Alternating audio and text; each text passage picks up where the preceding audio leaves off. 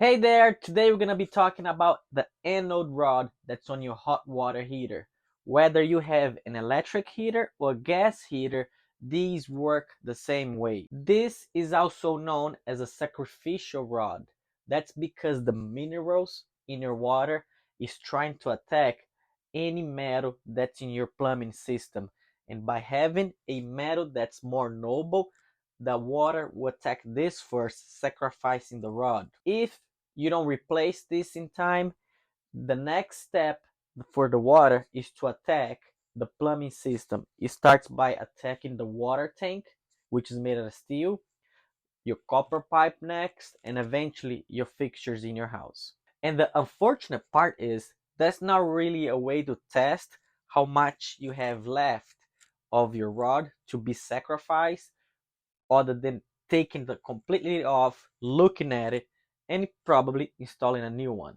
There are two signs you can pay attention to that tells you are about due to a new rod. First is the smell on your water. If it smells like rotten eggs, that's a sign that this is almost completely gone inside of your tank and you need a new one. Second is small particles of metals coming through the water fixtures on your sink or shower. That's another giveaway that this thing is almost done. Or what you can do is replace these every 4 to 5 years, depending on the size of your tank and the manufacturer. Let's go ahead and replace one of these so we can extend the life of our tank. But before we do so, let's shut the water off. If we have a circulating pump, make sure to unplug that. If you have an electric heater, either you turn that breaker off or you set it to the off position on the thermostat. On a gas heater like mine, I'm gonna set it to the pilot mode. We need to take out the pressure that's in here. So we're gonna go ahead upstairs and open the hot side and one of the fixtures. And final, we're gonna drain just enough water so we can work on this safely. You don't want to drain too much because we're gonna use the weight of the water to hold the tank in place. Now you're wondering where the anode rod is located. Usually you find it right on top of the hot water heater. Unless you have a Bradford model which has the anode built into the hot water supply, this anode is found either one of these caps or just a plain side on the back of the water heater. To confirm you found the anode rod, grab yourself a 1" and 1/16 socket and dry fit on top of it. If it fits, that means you found the rod. That is because every rod on every manufacturer uses the same size socket to remove it. Now to the most difficult part of the project. It's breaking loose the anode rod. Depending your setup, you may have limited access to go back there and break it loose.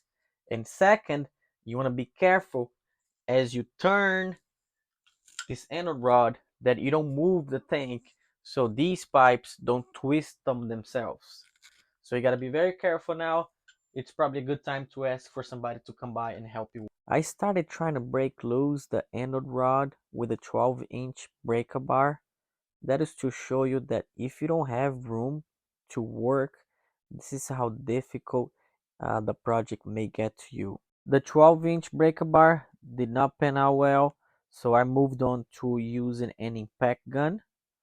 And as expected, that did not work as well either, which ended up breaking the bit I had used. My third attempt was using a 24" breaker bar, but still I had no good leverage to break it loose using this longer breaker bar. And this is why I said earlier you should have somebody helping you.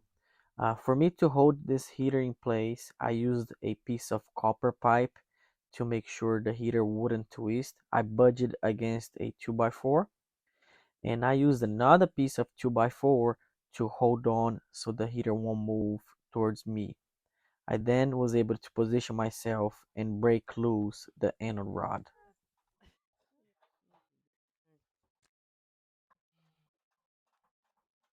Everything becomes easy after you have broken loose the anode rod. You can finish removing it with a socket and with your hand as well. And as you pull it out of the tank, you notice how much of the rod has been sacrificed. So here's the rod we just removed from a hot water heater. As you can see, the minerals ate a lot of it out. I would say you still had some life left, but nonetheless, as we need to replace this every 4 years, we don't know when was the last time this was replaced. This is a good time to replace it. And here what it looks like if you compare with the brand new anode rod. Now let's talk about combine a brand new anode rod. You're gonna find mainly three types of rods: an aluminum rod like this one, a magnesium rod, and also there's an electric rod. The electric rod lasts much longer, but it requires you to have some kind of power nearby where you can plug it in. And also, if you decided to go with a long rod, aluminum or magnesium, if you don't have much headroom to install one of these inside the tank, I recommend you picking one that's broken into different linkages where you can bend it as you install it. Otherwise, you won't be able to stick this all the way in without having to tip over the tank. And to install one of these is pretty simple. You take some monster tape, you add it to the threads, and then I always add threaded sealant on top of it to make sure we don't have a leak. Okay, so now we're gonna put this in there. And here's a couple tips for you. When installing this back on your tank, you bend each linkage as you send it in the tank, but make sure to bend it back straight because in the end, you're gonna need to tight that rod in straight down. And also, if you have water coming out of the top of the tank, feel free to relieve it using the relief valve that's on the side of the tank. Just make sure you have a bucket underneath catching all the extra water. Next, you will tie the rod with your breaker bar and your 1" and 1/16 socket. I recommend that you check this once a day for the next 2 to 3 days to make sure you don't have any leaks on top of your hot water tank. And then if you have removed your vent chimney, this is a good time to put it back together. And then don't forget to shut off any of the fixtures you have open earlier. Let the cold water back in the tank.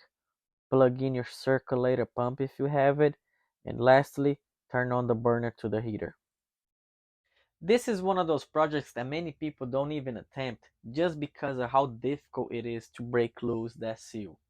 But if you do put some time and effort on it, you can extend the life of your water heater for years to come. Let me know in the comment below how difficult was it for you to break loose that seal, and also which type of rod you installed on your scenario. If you notice water dripping from the relief valve, that's a sign it should not be overlooked. Check out this next video where I'll walk you through how to service your hot water heater expansion tank, which is a common one failure if you get drips out of your relief valve. I hope this video taught you something today, and I'll see you on the next one.